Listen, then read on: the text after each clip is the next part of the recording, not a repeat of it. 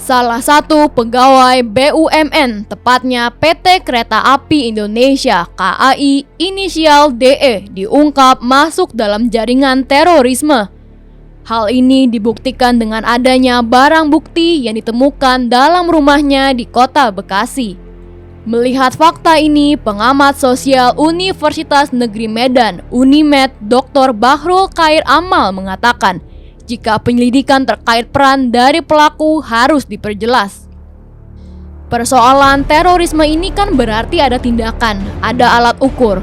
Kalau soal motifnya, pertama dalam motif itu ada nilai dan tujuan. Jadi dalam nilai itu dia menjadi aktor atau pelaku. Kalau proses yang terjadi, dia aktor dan pelaku, ini kan dua cara pandang yang berbeda. Kalau dia pelaku, apakah dia aktor? Nah, kalau dia aktor, sudah pasti pelaku, katanya kepada Forum Keadilan Selasa 15 Agustus 2023. Yang jelas, orang yang terpapar terorisme itu memiliki dua cara pandang. Apakah dia dalam proses tahu di ketidaktahuannya? Lalu dalam konteks ini kan yang disalahkan pasti selalu perspektif agama, terutama perspektif agama Islam, imbuhnya. Jika sudah bisa dipastikan apa perannya, Bahrul melanjutkan, pegawai KAI terduga teroris tersebut masuk dalam kategori terpapar atau dipaparkan ajaran tersebut. Jadi persoalan teror ini kan berarti kekerasan. Isme itu kan ideologisnya. Nah, persoalannya apakah pegawai KAI ini dipapar atau terpapar?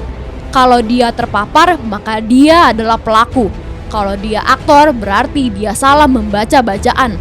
Lanjutnya, Bahrul secara tegas mengatakan, perspektif terorisme bisa dilihat dari banyak faktor dan variabel dalam hasil berbagai penelitian, termasuk terkait doktrin yang berkaitan dengan agama. Jadi terorisme ini akan bergerak ketika ada aktor dan ada juga pelaku. Perspektif seolah-olah orang mati itu masuk surga dengan melakukan bunuh diri, kan doktrinnya seperti itu. Tapi ini bukan soal agamanya ya, tegasnya. Bahrul sangat menyayangkan dalam kasus terorisme, mengapa institusi yang selalu mendapatkan framing yang tidak baik. Menurutnya, persoalan terorisme yang harus ditonjolkan adalah akar masalahnya. Jadi bedakan institusi dan bedakan orang, tidak semua institusi itu. Refleksi ke depan adalah bagaimana menyelesaikan persoalan dan akar masalah ini, bukan BUMN-nya. Yang terpapar itu bukan lembaga, tapi oknum.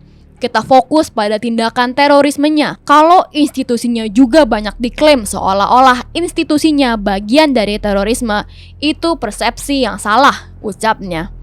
Anggota Forum Koordinasi Pencegahan Terorisme (FKPT) itu juga berpesan, perspektif terkait kasus terorisme jangan digeser pada lembaga atau agama.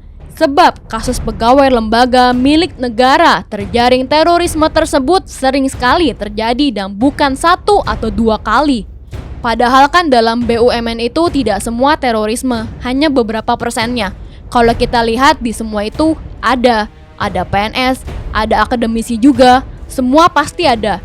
Semua bisa terpapar tapi tidak melihat institusinya, tapi personalitinya.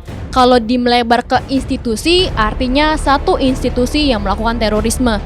Jadi yang perlu dilihat apa sih motivasinya pelaku melakukan terorisme, tandasnya. Di sisi lain, anggota Komisi 6 DPR RI, Evita Nursanti, meminta BUMN untuk memperketat proses rekrutmen agar mencegah adanya penyimpangan ideologi. Kita minta proses rekrutmen untuk karyawan BUMN makin diperketat, terutama yang berkaitan dengan mental ideologi, ucap politikus PDI Perjuangan itu kepada Forum Keadilan Selasa 15 Agustus. Selain itu, Evita menyebutkan bahwa perlunya pendalaman ideologi Pancasila dan nilai-nilai kebangsaan terhadap karyawan BUMN yang ada saat ini. Menurutnya, ini harus jadi bagian dari aktivitas sehari-hari BUMN. Evita prihatin dengan adanya karyawan BUMN yang kembali ditangkap karena ini bukan hal yang pertama kali terjadi. Dirinya menyebut agar pengawasan internal diperkuat sehingga kasus terorisme dapat terdeteksi sejak awal.